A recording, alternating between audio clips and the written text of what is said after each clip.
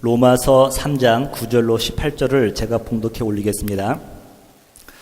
그러면 어떠하냐? 우리는 나으냐? 결코 아니라. 유대인이나 헬라인이나 다 죄 아래 있다고 우리가 이미 선언하였느니라. 기록된 바 의인은 없나니 하나도 없으며 깨닫는 자도 없고 하나님을 찾는 자도 없고 다 치우쳐 함께 무익하게 되고 선을 행하는 자도 없나니 하나도 없도다. 그들의 목구멍은 열린 무덤이요 그 혀로는 속임을 일삼으며 그 입술에는 독사의 독이 있고 그 입에는 저주와 악독이 가득하고 그 발은 피 흘리는데 빠른지라. 파멸과 고생이 그 길에 있어 평강의 길을 알지 못하였고 그들의 눈앞에 하나님을 두려움이 없느니라 함과 같으니라. 아멘. 자, 오늘은 인정하면 쉬워진다라는 제목으로 말씀을 드리도록 하겠습니다. 우리 홈피를 방문하시면 여러분 이달에 추천 도서가 있는데 몇 달 전에 추천한 도서 중에 하나가 C.S. 루이스의 스크루타이프라는 편지라는 제목이 있습니다. 스크루타이프 발음이 좀 잘 안 돼요. 스크루타이프. 이 스크루타이프는 마귀 대장입니다. 마귀 대장이 자기의 조카 어무드에게 편지를 쓰는 겁니다. 어떻게 하면 하나님의 자녀들, 여기서 책에서는 환자라고 그래요. 환자들을 타락시키고 그들을 나쁜 길로 인도할 것인가에 대한 전략을 세우는 겁니다. 이것이 C.S. 루이스가 이 책을 쓴 다음에 이렇게 쓴 다음에 많은 사람들이 지성인들이 특히 주님 앞에 돌아오는데 귀하게 쓰임받은 책 중에 하나입니다.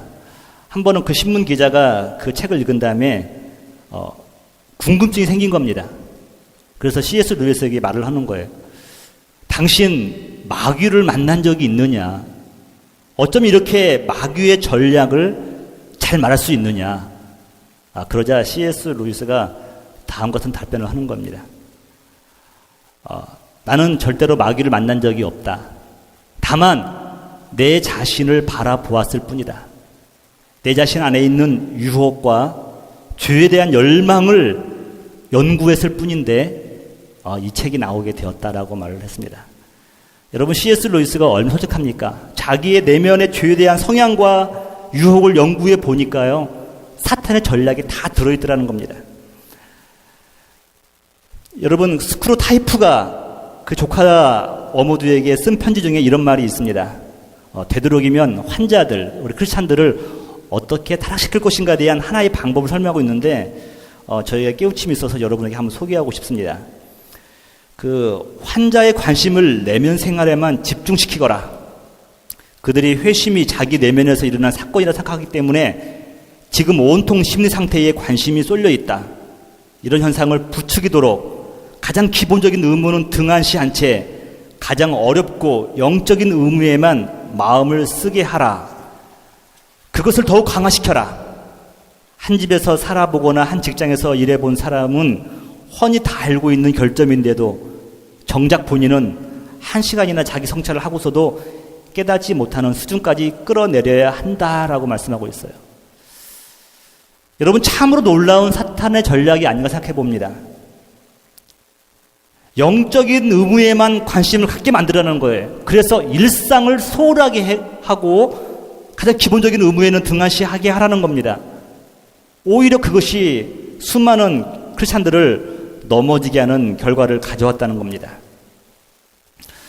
저는 몇 주간에 걸쳐서 인간 스스로가 왜 절망이 될 수밖에 없는 것인가에 대해서 계속 설명을 하고 있습니다. 아마 다음 주 메시지는요, 절망에서 희망으로 복음의 전환점이 되는 메시지가 선포될 것입니다. 하지만 여러분, 내가 처한 현실이 어떠한 것인가를 알지 못한다고 한다면 복음의 전환점, 핵심이 선포되어진다고 한들 무슨 소용이 있겠습니까? 여러분, 참 설교를 준비하면서 계속 인간의 죄를 얘기하다 보니까 저도 제 자신을 자꾸 바라보게 되니까 힘이 들어요. 그러면서 아이러니한 게 뭐냐면요, 인간 내면의 탐욕과 죄악을 지적하면 지적할수록 왜 그런지 제 마음 가운데는요, 기쁨과 평안이 자리를 잡는 것을 보게 되었습니다. 왜 그럴까? 죄를 묵상하고 하나님 앞에서 씨름하다 보면 힘들 텐데 오히려 평안의 느낌이 오는 거예요. 또 여러분들의 반응도 다 그런 건 아닌지 모르겠지만 많은 분들이 은혜를 받았다고 그렇게 말씀을 해주셔요. 왜 그런가? 여러분, 사실 수많은 종교 개혁자들이 다른 성경책에서 은혜를 받았지만 특별히 마틴 루터 같은 이 경우는 로마서를 통하여서 은혜를 받고 종교 개혁을 단행할 수가 있었습니다. 여러분, 왜 하필이면 로마서인지 아십니까? 오직 의인은 믿음으로 말미암아 살리라. 이런 말씀도 중요하죠, 여러분. 그 말씀에 깨진 건 사실이에요. 근데 여러분, 오직 의인은 믿음으로 말미암아 살리라, 그 가는 과정을 여러분들이 경시하면 안 돼요.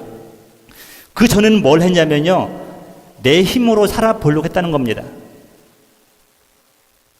내 의지로, 내 착한 행실로 살아보려고 했는데 결국은 안 되라 그러는 거예요. 안 되는 이유가 뭐냐면요, 로마서 다 말하고 있는 거예요. 로마서 보니까 우리가 얼마나 추한 인생인 것인가를 말씀해주고 있는 것 아닙니까? 그러다 보니까 깨달은 게 뭐냐면, 나는 가능성이 없구나. 내 스스로 하나님의 기준에 도달할 수 없다는 것을 깨닫고 되고 나서 참 생명의 근원이신 하나님 앞으로 나가서 은혜를 붙들어야 한다는 걸 알게 됐다는 것입니다. 그러면서 이것을 고백할 때 비로소 포기할 수밖에 없는 나를 보면서, 그러나 나를 포기하지 않으시는 하나님을 만나니까요, 거기에서 새로운 개혁적인 의미가 나온다는 거 아닙니까? 그래서 여러분, 믿음으로 말미암아 살리라, 이 말은요, 그냥 쉽게 뱉을 수 있는 말이 아니에요. 이것저것 다 해보고 나니까 좌절밖에 없더라는 것을 깨달은 사람만이 할 수 있는 고백입니다. 이 깨달은 사람들은요, 더 이상 육신의 생명을 두려워하지 않습니다. 왜냐하면 참 생명의 근원을 만났기 때문에 그래요. 저는 여러분 앞에서 제가 윤리적, 도덕적으로 완전하기 때문에 설교할 수 있는 것은 아니라고 생각합니다. 어쩌면 여러분들 앞에서 더 자라나지 못한 인격적인 측면이 있을지도 모르겠어요. 근데 제가 자꾸 여러분 앞에 서서 말씀을 전할 수 있는 근거는 뭐냐면요, 말씀을 준비하면서 성령님께서 제 마음을 타치해 주셔서 뜨거워진 것을 나누고 싶은 마음으로 여러분 앞에 선 겁니다. 여러분들이 제가 말씀을 들으면서도 저를 통하여서 성령님께서 여러분에게 저에게 주셨던 성령님의 감동이 여러분에게 흘러가도록 여러분들이 기도하는 마음으로 들어주시면 감사하겠습니다. 한 고발자가 세상 사람들 앞에서 교회를 향해서, 크리스찬을 향해서 고발을 합니다. 너희들이 믿는다고 하는데 믿음의 열매가 뭐냐? 너희들이 믿는다고 하면서, 구원받았다고 하면서 구원받은 증거가 뭐냐? 이렇게 고발자가 고발을 하는 겁니다. 그래서 세상 사람들이 너무너무 신난 거예요. 내 말이 그 말이라고 하면서 모두가 손가락질을 교회와 성도들 향해서 하기 시작합니다. 한참을 그러고 있어요. 근데 마침 이제 고발자가 자기 입을 다물고 나서 세상 사람들을 바라보는 겁니다. 그러자 그 사람들이 손가락질하다가 잠시 멈칫하는 거예요, 여러분. 상상해 보세요. 근데 그 고발자가 이렇게 말하는 거예요. 그러면 너희들은 나은 것이 뭐냐? 돌아가는 얘기예요. 여러분, 지금 사도 바울이 유대인들의 무엇이 부족한 것인가에 대해서, 죄악이 뭔가에 대해서 자꾸 얘기를 합니다.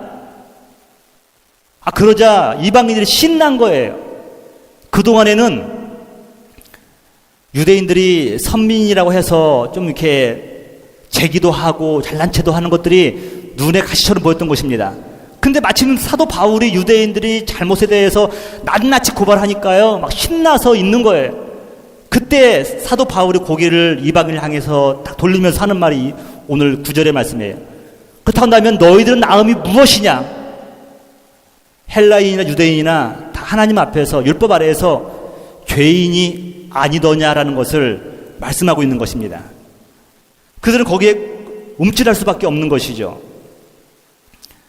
여러분, 대학에 들어가려고 하면 입학 과정을 겪어야 하듯이 하나님 나라에 들어가기 위해서는 저와 여러분들도 입학 시험을 치러야 됩니다. 근데 이 시험이 참 유치한 시험이에요.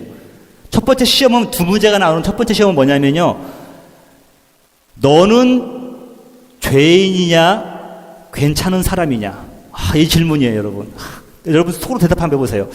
나는 죄인인가? 괜찮은 사람인가? 그 두 번째 질문은 뭐냐면 이거예요. 그렇다고 한다면 네가 하나님 나라에 들어가야 될 이유가 무엇이냐는 거예요. 여러분, 이런 질문은 유치원생들도 안 하는 질문인데요. 하나님 나라에 들어가기 위해서 꼭 여러분들이 치러야 될 두 가지 질문입니다. 기본 진리예요. 그래서 여러분 신앙생활의 전 과정을 한번 여러분 생각해 보시면요. 이 두 가지 질문을 찾는 과정이에요. 찾고 발견하고 컨펌하고 확인하고 살려고 씨름하는 과정이 바로 성도의 삶이 아닌가 생각을 해봅니다.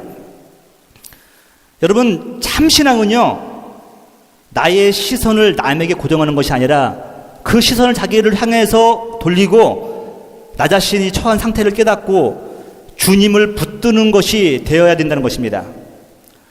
오늘 말씀의 제목이 이거예요. 인정하면 쉬워진다. 이건 제 일생의 겪음과 같은 거예요. 누가 뭘 지적하면 인정하면 쉬워져요. 근데 자꾸 그걸 답변하면은 어려워지더라고요. 인정하면 쉬워진다. 근데 여러분, 하나님 앞에서 여러분들이 무엇을 인정해야 되는 것입니까? 여기에 대해서 몇 가지 생각해 보려고 하는데, 첫 번째가 뭐냐면 하나님과의 관계가 어긋났음을 인정하라는 것입니다. 내가 전에는 하나님과 나의 관계가 어긋났다. 어쩌면 여러분, 우리가 착각하고 있을지도 몰라요. 나는 지금 좋은 관계를 생각하고 있는데 하나님 편에서는 그렇지 않을 수도 있다는 겁니다. 여러분 10절과 11절 한번 보실래요? 기록된 바 의인은 없나니 하나도 없으며 깨닫는 자도 없고 하나님을 찾는 자도 없다라고 말씀하고 있습니다. 사람은 본래 하나님의 형상대로 창조되었습니다. 여러분, 하나님의 형상이 내 안에 있다. 내가 하나님의 성령의 전이라는 것도 놀라운 일인데, 저와 여러분들이 하나님의 형상으로 창조된 사람이라는 것은 이건 어마어마한 축복입니다. 우리 영적인 존재라는 것을 말씀하고 있는 것이죠. 여러분, 그런데 아담과 이브가 불순종한 이후에 우리들은 그 하나님의 형상을 상실하고 말았습니다. 그 결과가 의인이 없다는 거예요. 깨닫는 자도 없고 깨달음이 없으니까 하나님을 찾을 수도 없다는 겁니다. 여러분, 의로운 삶은요, 예수 그리스도를 통해서 우리에게 조명이 되는데 예수 그리스도가 우리에게 오질 않으니까, 빛이 안 오니까 깨달을 수도 없는 거예요. 깨닫지 못하니까 하나님을 찾을 수도 없는 것입니다. 이게 악순환의 연속이죠. 이것이 영적으로 하나님의 형상을 잃어버린 인간의 실상이라는 겁니다. 여러분, 에덴 동산을 한번 상상해 보시기 바랍니다. 에덴 동산. 아담과 이브가 날 잡아봐라 하면서 뛰어가기도 하고 또 동산을 거니시는 하나님과 교제도 나누는 그런 때였습니다. 그런데 인간이 교만해져서 하나님 말씀을 불순종하고 선악과를 따먹은 후에 어떠한 일이 벌어졌는가를 한번 상상해 보실래요, 여러분? 하나님의 말씀을 불순종한 그 순간 인간은 하나님 앞에서 숨기에 바빴습니다. 또 그리고 자신의 치부를 가리기에 바빴어요. 근데 여러분, 제가 말씀드리고 싶은 게 뭐냐면 이거예요. 그 시간이 오래 걸리지 않았다는 겁니다. 단 한 번만에 그랬다는 거예요. 매일 따먹다가 어느 날 걸릴 그것이 아니라 단 한 번 시도했는데 그 한 번으로 말미암아서 그렇게 됐다는 거예요. 그래서 여러분, 죄란 놈이 얼마나 무서운 것인가를 우리가 알 수가 있습니다. 여러분, 죄란 이렇게 무서운 것이에요. 우리가 흔히 말하는 것이 뭐냐면 좋은 습관은 몸에 배기가 어렵지만 이것도 버리기도 너무 쉽다는 것을 우리 잘 알고 있습니다. 제가 한 2, 3년 전부터 하루에도 손을 한 2, 30번씩 밖에 나갔다 오기만 하면 손 닦고 집에서도 뭘 하다가도 손 닦고 손을 닦은 거예요. 왜냐하면 손만 잘 닦아도 감기 안 걸린다는 거예요. 그래서 그런지 모르겠지만 작년에는 제가 감기를 걸리지 않고 이렇게 지났어요. 근데 올해도 열심히 손 닦았어요, 여러분. 컴퓨터를 치다가도 제가 이제 잠깐 쉴 때가 있으면 손 닦고 와서 쉬고 그랬어요. 그런데 감기가 걸린 거예요. 근데 여러분, 감기는 지금 다 나았었는데 저에게 지금 변화된 게 뭔지 아십니까? 손을 닦으려고 마음을 먹을 때마다 생각나는 게 있어요.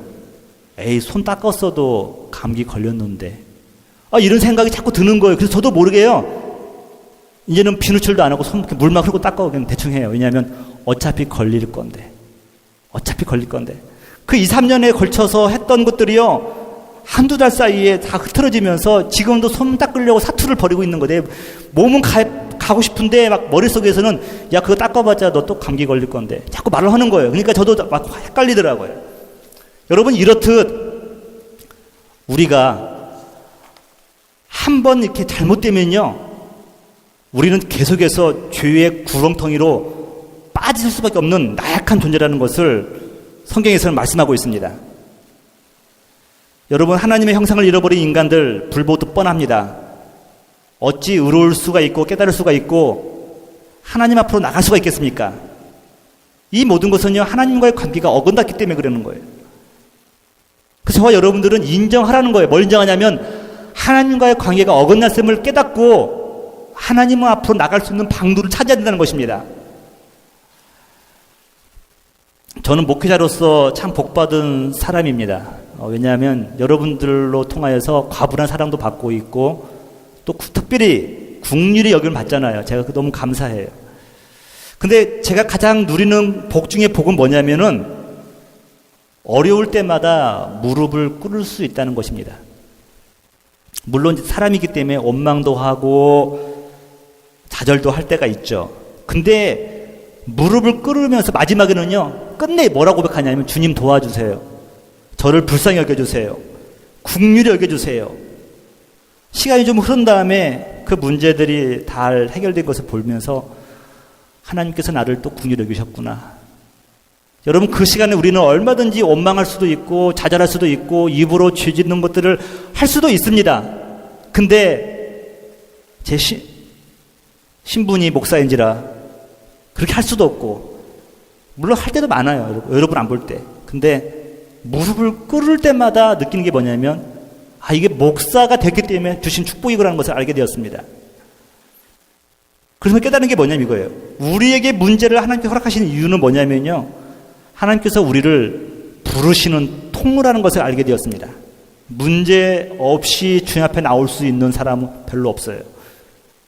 우리는 문제를 통하여서 하나님과의 어긋난 관계를 바라보게 되고 하나님 앞으로 나아가게 되어 있다는 것입니다.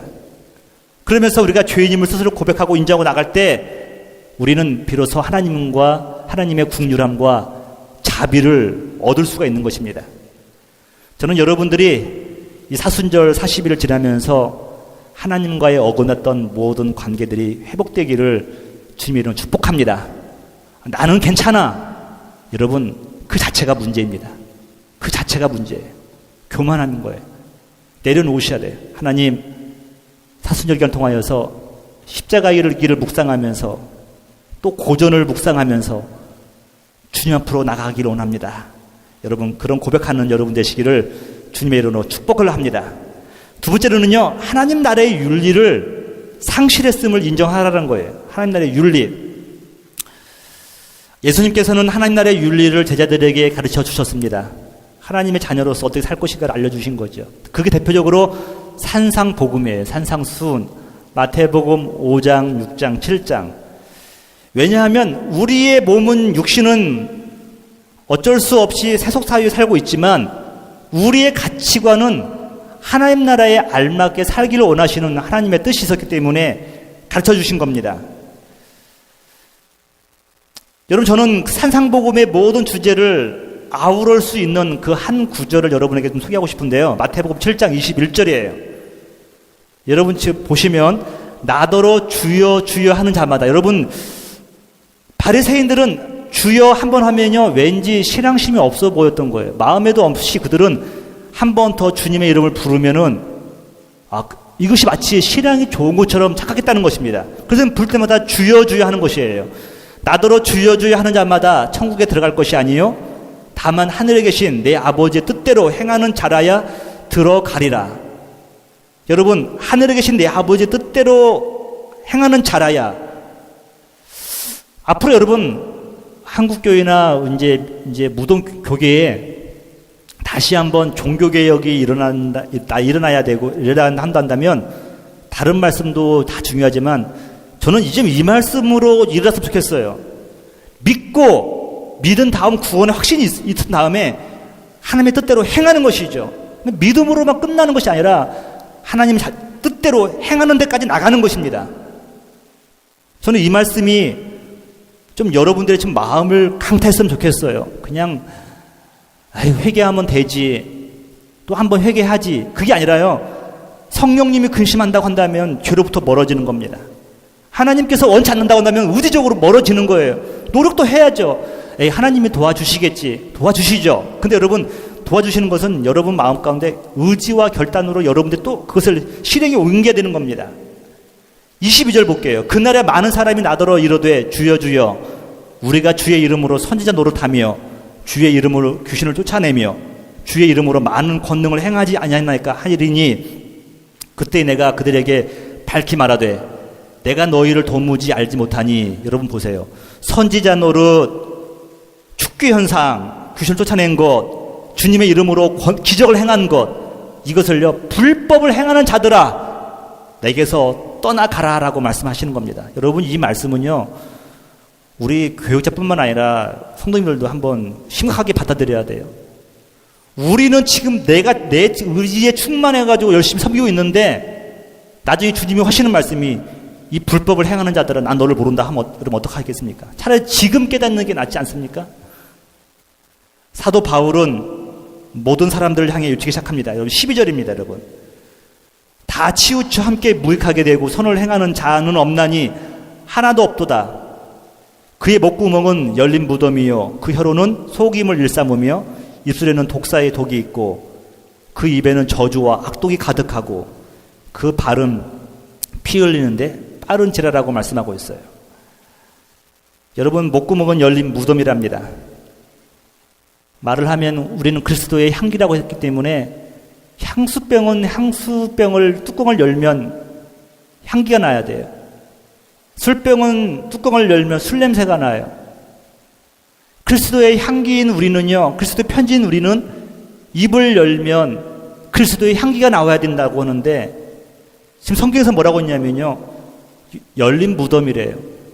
여러분, 열린 무덤, 우리가 생각하는 것처럼 이런 무덤이 아니라요 돌무덤이었어요. 여러분, 돌무덤이었기 때문에 시체를 넣은 다음에 돌로 다 막아놓은 거예요. 근데 돌이 바람이 해서 돌로 굴렀다.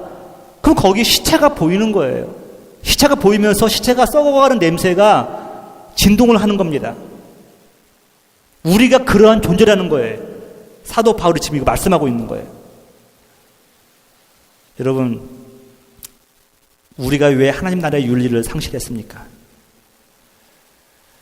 예수님은 누누이 말씀하시면서 열매를 통하여서 그 나무가 좋은지 나쁜지를 알 수 있다고 말씀하셨어요. 좋은 나무는 좋은 열매를 맺고 나쁜 나무는 나쁜 열매를 맺는다고 말씀하고 있어요. 그럼 여러분들도 한번 이렇게 스스로 한번 묵상해 보세요. 사순절 기간 동안에 나는 좋은 열매를 맺는가, 나는 나쁜 열매를 맺는가. 여러분, 지금 좋은 거 나쁜 거 이것도 구분하는 것도 여러분 내 자의가 아니에요. 성경에서 말하는 좋은 것이 있고 나쁜 것이 있어요. 성경에서 말하는 좋은 것은 무엇입니까, 여러분? 거룩한 거예요. 나쁜 것은 아무리 잘 돼도 불결한 것은 나쁜 것이라고 말씀하고 있어요. 우리 교회는 좋은 열매를 맺고 있는가? 우리 고국교회는 어떠한가? 여러분, 나 자신만 보아도 우리는 알 수가 있어요. 나는 좋은 열매의 열매를 맺고 있는가? 여러분, 우리 중 누가 어느 감히 나는 좋은 나무다라고 말할 수가 있겠습니까? 우리는 고백할 것은요, 나는 나쁜 나무라고 고백할 수 없어요. 근데 주님의 은혜로 좋은 열매를 맺을 수 있는 거죠. 사도 바울은 좋은 열매를 맺기 원하는 자들에게, 성도들에게 나무 접붙이는 걸 통하여서 이렇게 설명한 적이 있습니다. 로마서 11장인데요. 여러분, 이 말씀 보면서 우리가 희망이 우리에게 있을 수 있다고 한다면 이 말씀이 희망이 되어야 할 줄 믿습니다. 17절입니다. 또한 가지 얼마가 꺾였는데 돌감나무인 내가 그들 중에, 여기 돌감나무는 사실은 여기 이방인을 상징하는 거거든요. 근데 여러분, 나라고 생각하세요. 나다. 돌감나무가 나다. 감나무가 열렸는데 먹지 못하는 나무라는 거예요. 여러분, 열매가 못 먹는 거예요. 내가 그들 중에 접붙임이 되어 참 감람나무 뿌리의 진액을 함께 받은 자가 되었은즉, 이방인 우리가 참 감나무 예수 그리스도에게 접붙임 바 되어가지고 참 감람나무 열매를 맺는 나무가 됐다는 겁니다. 그렇기 때문에 18절 보세요. 그 가지들을 향하여 자랑하지 말라. 자랑할지라도 내가 뿌리를 보존하는 것이 아니요 뿌리가 너를 보존하는 것이니라 라고 말씀하고 있어요.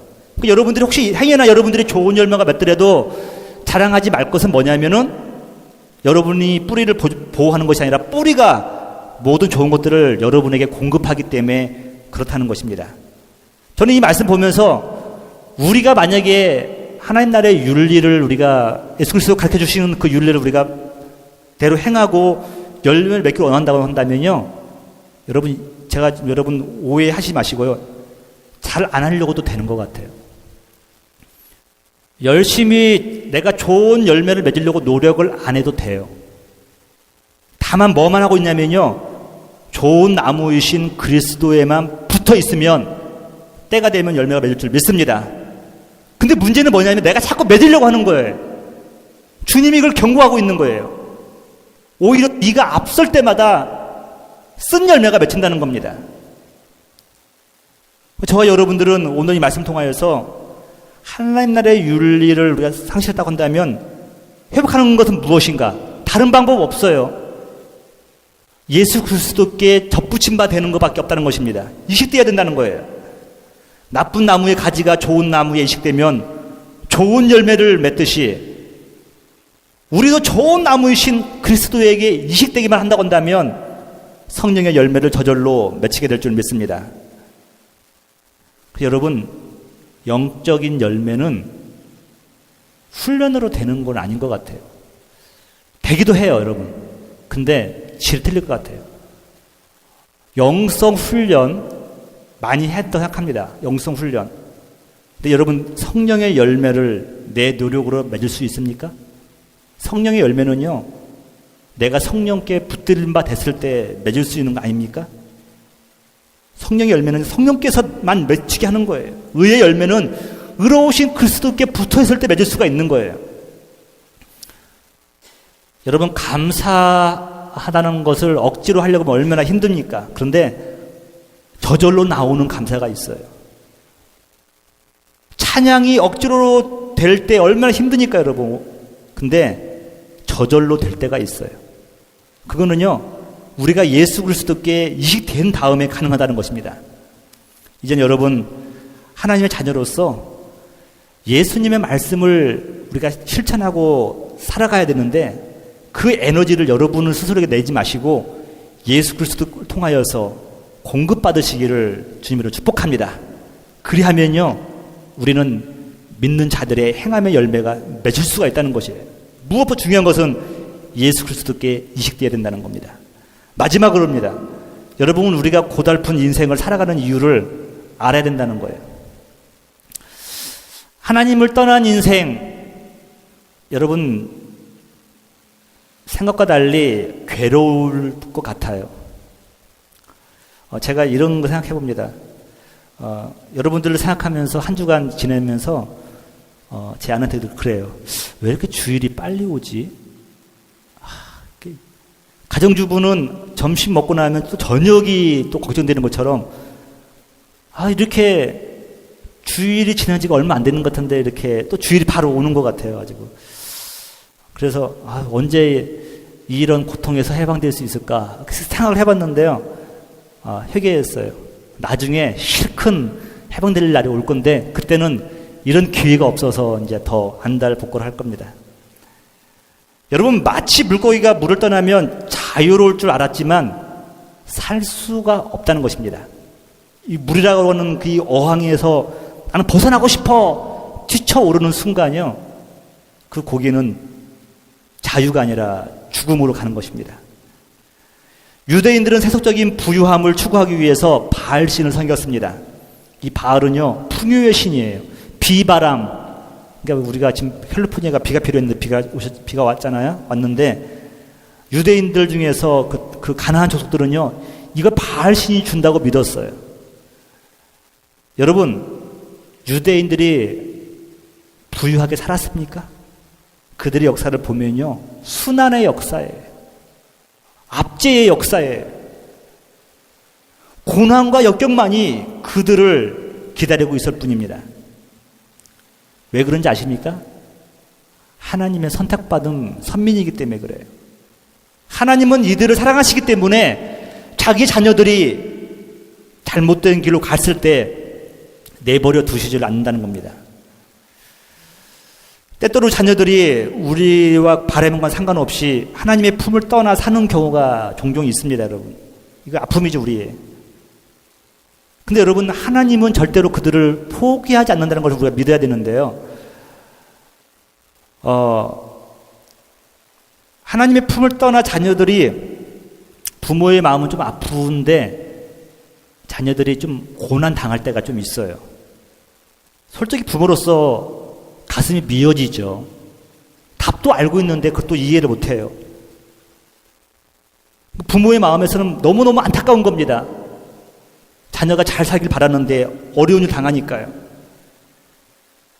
여러분, 그런데 하나님의 관점에서 본다면 훗날 그러한 어려움을 통하여서요, 자녀들이 주님의 품으로 돌아오는 그런 결과를 가져온다는 걸 믿으십니까? 이걸 명심하라는 거예요.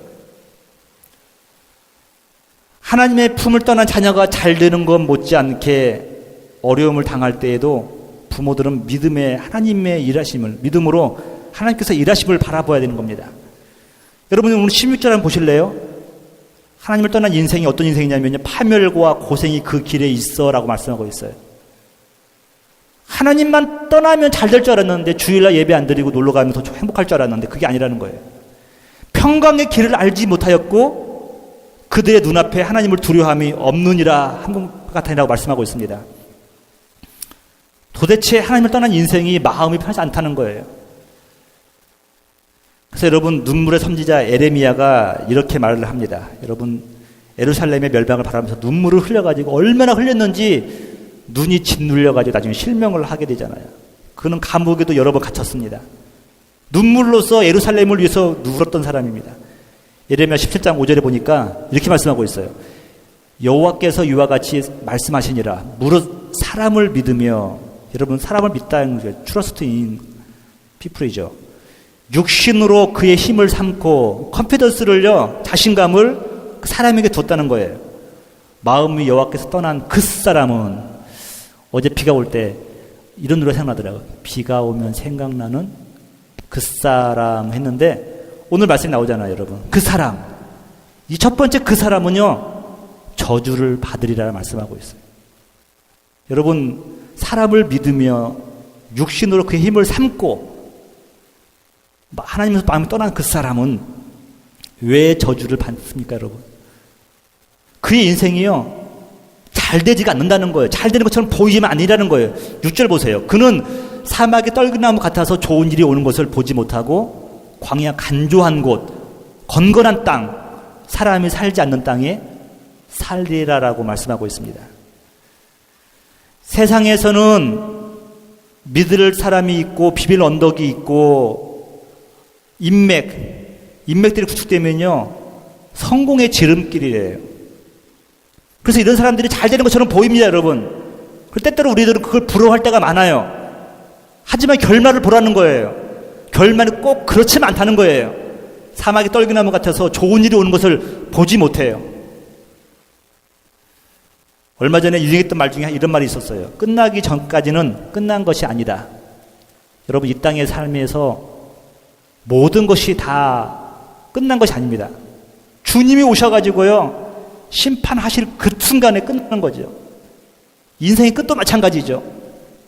그래서 우리는 지금 누리는 것보다도 더 중요한 게 뭐냐면요, 영생을 얻어야 된다는 거예요. 영생을. 지금을 노릴 수 있는 이 한 방울의 쾌락을 때문에 영생을 놓치고 만다고 한다면 그는 미련한 사람입니다. 그래서 여러분, 천국은요, 밭에 감추인 보화를 찾은 사람과 같은 거예요. 자기 소유를 다 팔아서 그걸 사잖아요, 여러분. 그렇다고 한다면 어떻게 하면 이런 삶에서 우리가 해방될 수 있습니까? 대답 역시 예레미야가 주고 있습니다. 여러분, 7절 보시면, 그러나 무릇 여호와를 의지하며 trust in the Lord에, 여러분, 나의 그 신뢰를 주님 앞에 두는 거죠. 그 다음에 컨피던스도 그에게 두는 겁니다. 여호와를 의뢰하는 그 사람은, 여러분, 이 사람은 남과지 은혜교회 성도인 줄 믿습니다. 그 사람이에요. 그 사람. 이 사람은 복을 받을 것이다 라고 말씀하고 있어요. 어떤 복이 오냐면 8절 보세요. 그는 물가에 심겨진 나무가 그 뿌리를 강변에 뻗치고 더위가 올라올지라도 두려워하지 아니하며 그 입이 청정하며 가뭄은 해도, 여러분 인생에 가뭄이 와요 안 와요? 오잖아요. 가뭄은 해도 걱정이 없고 결실이 그치지 아니함 같으리라라고 말씀하고 있습니다. 바로 이 인생이 하나님께 매달린 인생의 결말 아닙니까? 여러분, 인생 성공의 길은 사람을 의뢰하고 사람의 힘으로 삼는 자들이 그 목인 것은 확실한 것 같아요. 그런데 영원하지 않다는 겁니다. 하지만 신앙 승리의 길은요, 하나님을 신뢰하고 하나님께 의뢰하는 자들의 목이라는 것을 성경에서는 말씀하고 있습니다. 여러분, 오늘 말씀을 정리하면서요, 자, 우리가 인정해야 될 게 세 가지가 있잖아요, 여러분. 먼저, 하나님, 당신과의 관계가 어긋났습니다. 저를 긍휼히 여겨 주시옵소서.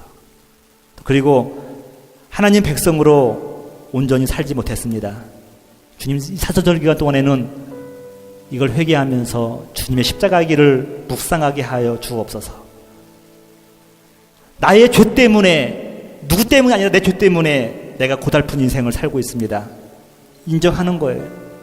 그리고 주님, 물가에 심기운 나무처럼 우리 인생이 복되게 하여 주옵소서. 주여, 우리를 긍휼히 여겨 주옵소서. 하나님 앞이나 사람 앞에서나 신실하게 진실하게 살게 하옵소서. 고백하는 여러분 되시기를 주님의 이름으로 축복합니다.